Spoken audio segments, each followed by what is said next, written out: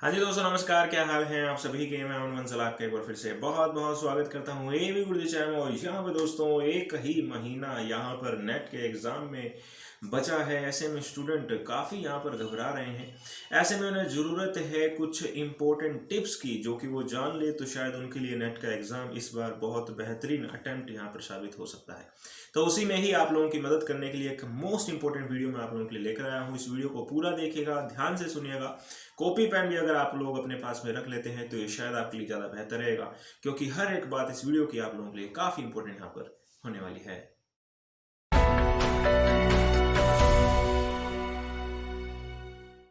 यहाँ पर दोस्तों जो सबसे पहला पॉइंट आप लोगों के लिए है वो है रिवीजन का। स्टूडेंट अपना 100% टाइम लगाता है किसी टॉपिक को समझने में। 100% टाइम उसने लगा दिया है, जितना टाइम लगना चाहिए उतना लगा दिया है, और उसके बाद उसे लगता है कि अब वो इस टॉपिक के बारे में अच्छी खासी नॉलेज रखता है।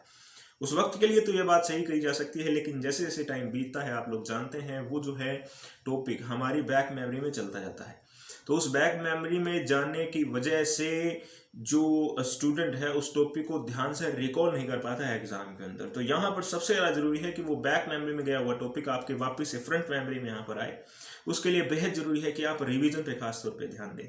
स्टूडेंट हमेशा पढ़ाई करने को ही सबसे खास एक तरीका मानता है तैयारी करने का, बट यहाँ पर पढ़ाई जो आपने कर ली है उसको रिवीजन भी आपने करते रहना चाहिए, जिससे कि आपको पता लगता रहे कि आपने क्या क्या अभी तक पढ़ा है और उसकी लिंकिंग आगे आने वाले टॉपिक के साथ में आप इजीली कर सके। तो रिवीजन एक सबसे इंपॉर्टेंट चीज़ है, उस पर आमतौर पर स्टूडेंट ध्यान नहीं देता है। तो यहाँ पर खास तौर पर आपको मैं बताने आया हूँ कि रिवीजन अगर आप नहीं कर रहे हैं तो अभी से रिवीजन करना शुरू करें, क्योंकि अभी 1 महीने का समय आपके पास में है। तो आप आराम से रिवीजन वगैरह कर सकते हैं। जो भी नोट्स आपने अपने हाथ से बनाए थे उन सबको आप रिवाइज जरूर करें, देखें ध्यान से, ताकि आपको अच्छे तरीके से उनकी नॉलेज मिल सके और आप वापस से उस रेशो को जो 50% या 40% पे खिसक गया था इतने टाइम इंटरवल में, अब आप उसे वापस से 100% पर लेकर आ सके। दूसरा पॉइंट हमारे पास में जो निकलता है वो है प्रोडक्टिविटी का, जिसको कि आपने रिव्यू करना है। तो आप लोग जो पढ़ते हैं, जैसे मान लो आपने पूरे दिन पढ़ाई की, रात को सोने से पहले आप उसको जरूर रिव्यू करें कि आज आपने कितना पढ़ा है। उतना पढ़ने के लिए जितने घंटे आपने दिए थे, क्या उतने ही घंटे उसको पढ़ने के लिए लगने चाहिए थे, या उससे कम लगने चाहिए थे, या उससे ज़्यादा लगने चाहिए थे। इससे आपको ये फायदा होगा कि आपको अपनी स्पीड के बारे में पता लगेगा, आपको आपकी प्रोडक्टिविटी के बारे में पता लगेगा। उस हिसाब से आप आने वाले दिनों की स्ट्रेटेजी यहाँ पर बना सकते हैं। इसका दूसरा फायदा ये होगा कि आपको यहाँ पर पता लग जाएगा कि कौन से टाइम में आप ज़्यादा अच्छे तरीके से पढ़ पा रहे हैं, ज़्यादा प्रोडक्टिविटी आपको कौन सा टाइम वाला जो पीरियड है वो निकाल कर दे रहा है। क्या सुबह के समय में आप अच्छे तरीके से पढ़ पा रहे हैं, क्या दोपहर का समय आपके लिए अच्छा है, क्या शाम का समय आपके लिए अच्छा है, या क्या रात का समय आपके लिए अच्छा है। इस रिव्यू से आपको ये फायदा होगा, जो कि आने वाले दिनों में आपकी स्ट्रेटजी बनाने में काफ़ी अच्छी मदद यहाँ पर कर सकता है।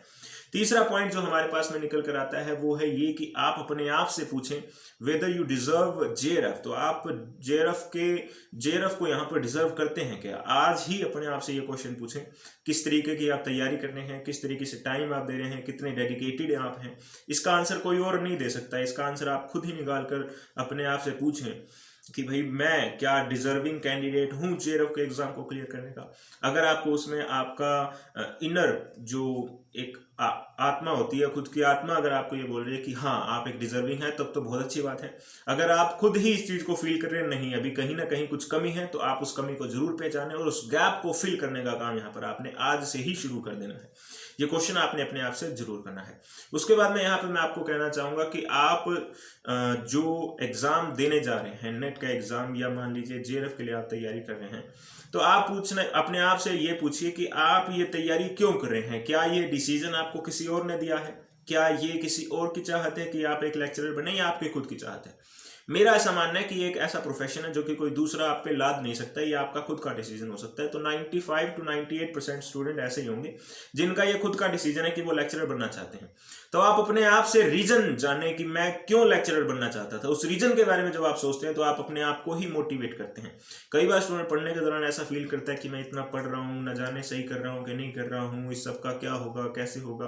तो उन्हें लगता है कि मैं ये मेहनत कर रहा हूँ ये सारी जाया चली जाएगी और ऐसा है। इस वक्त में यहाँ पर आप उस रीजन के बारे में जब सोचते हैं तो ये सब नेगेटिविटी आपके दिमाग से दूर होती है, जो कि आपको काफी सकारात्मक ऊर्जा यहाँ पर देती है, पॉजिटिव एनर्जी यहाँ पर देती है। तो उस रीजन के बारे में हमेशा सोचते रहिएगा, किस कारण से आप लेक्चरर बनना चाहते हैं, आपको स्टूडेंट के साथ में बात करना पसंद है, आपको समझाना पसंद है, आप मदद करना चाहते हैं, ये सब रीजंस यहाँ पर हो सकते हैं। उन रीजंस के बारे में सोचते हैं तो ये आपको खुद को यहाँ पर मोटिवेट करता है। अगला पॉइंट जो हमारे पास में निकल कर आता है वो है टेस्ट प्रैक्टिस का। अब जो महीना आपके पास में है उसमें आपने खास तौर पे प्रैक्टिस करनी है टेस्ट की। टेस्ट कौन से हो सकते हैं? वो आपके प्रीवियस ईयर का क्वेश्चन ही हो सकता है, जिसमें आप अपने आसपास का ऐसा माहौल खुद ही क्रिएट करें, जिसमें जैसे कि आप एग्जाम में बैठे हैं, आप उन क्वेश्चंस को अपने आप से सोल्व करने की कोशिश करें। अगर आपके पास में डेस्कटॉप है तो उससे, मोबाइल है तो उससे, जैसे भी करके आप ऐसा माहौल रखें जिसमें आप क्वेश्चन को करते वक्त कहीं और नहीं जा सकते हैं और ना ही आप गूगल की या किसी नोट्स की मदद ले सकते हैं। इस तरीके से आप टेस्ट दें और उस टेस्ट को कंप्लीट करने के दौरान अपने पास में टाइमर भी जरूर रखें, ताकि पूरे एग्जाम जैसी फीलिंग आपके पास में आए। और 3 घंटा एग्जाम देने के बाद में आप अपने आप को देखें कि आपने कितने क्वेश्चन अटेम्प्ट किए हैं, उसमें से कितने क्वेश्चन आपने सही किए हैं। ये आपको रियल सेंस में आपकी तैयारी का मतलब समझाएगा। चाहे तो पिछले साल का आप ले सकते हैं, जून 2020 का पेपर उठाएं, या फिर आप दिसंबर 2019 का पेपर उठा सकते हैं, जो भी चाहें आप वो पेपर उठा सकते हैं, बट ज्यादा पुराना नहीं होना चाहिए, 2016 से पहले का नहीं होना चाहिए, 2016 के बाद वाला पेपर ही आप उठाएं तो ये आपके लिए बेहतर रहेगा। इससे आप अपने आप को पहचानेंगे और आप टाइम रहते इस पर वर्क कर सकेंगे। और ये नहीं है कि अटेम्प्ट देने के बाद में रिव्यू नहीं करेंगे, आप छोड़ देंगे उसे, नहीं, रिव्यू भी आपने जरूर करना है और एनालिसिस भी जरूर करना है कि कहां पर आपने गलती की, एग्जाम के दौरान कैसी फीलिंग्स आपको आ रही थी, किस क्वेश्चन में आपको दिक्कत ज्यादा आई थी, कहां पर कौन से पोर्शन थे, कौन सी यूनिट थी जिसमें आपको दिक्कत आ रही थी। तो ये आपके लिए बहुत बेहतरीन यहां पर कहा जाएगा। उसके बाद में एक खास पॉइंट मैं आपको निकाल कर बताना चाहता हूं, जो कि है यूट्यूबर से बचने का। अपने आप को आप यूट्यूबर से जरूर बचाएंगे इस वक्त में। हालांकि आप मेरी वीडियो यहां पर यूट्यूब पर देख रहे हैं, तो मैं यहां पर ध्यान से सुनिएगा, यूट्यूबर वर्ड का इस्तेमाल कर रहा हूं। मैं कोई यूट्यूबर नहीं हूं, मैं एक टीचर हूं, डियर लेक्चरर हूं। मेरा माध्यम आपके साथ में जुड़ने का यूट्यूब है। तो आमतौर पे जो लोग आपके साथ में यूट्यूब के थ्रू जुड़ते हैं वो एक यूट्यूबर ही है। यूट्यूबर का मतलब मेरा कहने से बिजनेसमैन से है। तो वो बिजनेसमैन लोग साइकोलॉजिकली आप लोगों को इस तरीके से अट्रैक्ट करने की कोशिश करते हैं जिसमें आप उनके चंगुल में फंस जाते हैं। तो आप इस वक्त में कम से कम उन यूट्यूबर्स के हत्थे चढ़ने से अपने आप को बचाइएगा। कम से कम टाइम यूट्यूब को डिवोट कीजिएगा, ज्यादा से ज्यादा टाइम आप अपने आप को एनालिसिस करने में और एमसीक्यूज को अटेंड करने में लगाइएगा। ये सबसे खास बात आपके लिए निकल कर आती है। यूट्यूबर से आपने अपने आप को बचाना है। और आखिरी पॉइंट जो आपके लिए निकल कर आता है वो है as many as possible MCQs attempt करने का। डियर, ये जो लास्ट का महीना है आपके लिए, ये सबसे इंपॉर्टेंट बन जाता है। एग्जाम आपका ऑब्जेक्टिव टाइप होने वाला है, तो ऐसे में आप जितने उसके एमसीक्यूज अटेम्प्ट करते हैं तो आपकी आंखें, आपका दिमाग जो है वो यहाँ पर हैबिचुअल हो जाएगा। इस महीने में जितने हो उसके एमसीक्यूज अटेम्प्ट कीजिए। थ्योरी को पढ़ने में अब आप टाइम ज्यादा ना लगाएं, एमसीक्यूज अटेम्प्ट करने में ज्यादा टाइम लगाएं। पेपर 1 के पीपल डेवलपमेंट यूनिट होगी, हायर एजुकेशन यूनिट होगी और रीडिंग कम्प्रीहेंशन यूनिट होगी। ये 3 यूनिट ऐसी है जिनको आप इन वक्त के अंदर काफी मजबूती के साथ में प्रैक्टिस करें, क्योंकि बाकी सब यूनिट के कंपैरिजन में ये यूनिट जो है वो प्योरली थ्योरी की है, जिसमें आपको पढ़ने की जरूरत पड़ती है। और इसमें आप पढ़ने की स्पीड जितनी अच्छी रखेंगे, लास्ट के अंदर प्रैक्टिस जितनी अच्छी करेंगे, उतनी अच्छी आपको यहाँ पर परफॉर्मेंस अपनी खुद की एग्जाम के अंदर देखने को मिलती है। तो आप इन 7 पॉइंट्स का खास तौर पे यहाँ पर ध्यान रखेंगे। ऐसी मुझे उम्मीद है, मैंने आपकी मदद करने की पूरी कोशिश की है। अगर आपको ये वीडियो पसंद आई है तो आप इस वीडियो को लाइक जरूर कर दीजिएगा, और अगर आप इस चैनल पर नए हैं तो जरूर चैनल को सब्सक्राइब कर लीजिएगा बेल आइकन के साथ में, ताकि आने वाले टाइम की सारी इंपॉर्टेंट वीडियो ये चैनल आप लोगों तक पहुंचा पाए। नेट के एग्जाम के रिगार्डिंग जो भी अपडेट होता है वो ऑथेंटिक अपडेट आप लोगों तक ये चैनल सबसे पहले पहुंचाता है। इसके लिए जरूरी है कि आप इस चैनल को सब्सक्राइब करें बेल आइकन के साथ में, और इस वीडियो को आप शेयर जरूर कीजिएगा ताकि ज्यादा से ज्यादा स्टूडेंट तक ये वीडियो पहुंच पाए और वो भी जान पाए इन 7 पॉइंट्स पर उन्होंने खास तौर पे ध्यान रखना है। और इन 7 पॉइंट्स पे अगर वो ध्यान नहीं रखते हैं तो थोड़ी सी उन्हें प्रॉब्लम यहाँ पर एग्जाम के रिगार्डिंग हो सकती है। इस वीडियो को देखने के लिए बहुत बहुत धन्यवाद। जय हिंद, जय भारत।